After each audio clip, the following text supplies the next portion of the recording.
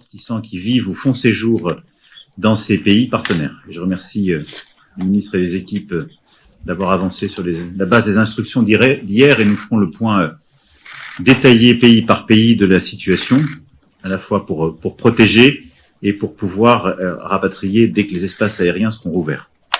Ensuite, il y a la sécurité et la souveraineté de nos partenaires dans la région. Les Émirats arabes unis sont très loin les plus touchés, les plus exposés. Le Qatar est aussi très ciblé. Tous les autres pays de la région ont été frappés.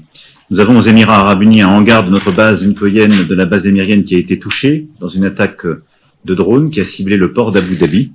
Les dégâts ne sont que matériels et limités, il n'y a aucun blessé à déplorer.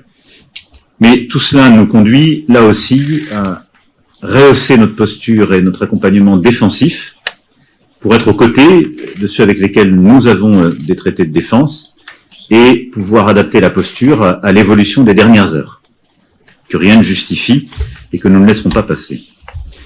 Nous avons, dès les premières heures, pris nos responsabilités, en effet, pour protéger nos ressortissants, nos intérêts, être aux côtés des pays de la région, et nous continuerons de le faire.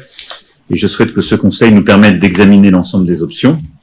Regardez aussi la cinétique des opérations et des frappes, l'évolution en Iran, l'évolution dans la région. Et enfin, nous ferons le point sur la situation nationale, les risques tels que nous les évaluons, et évidemment les conséquences économiques de ce conflit.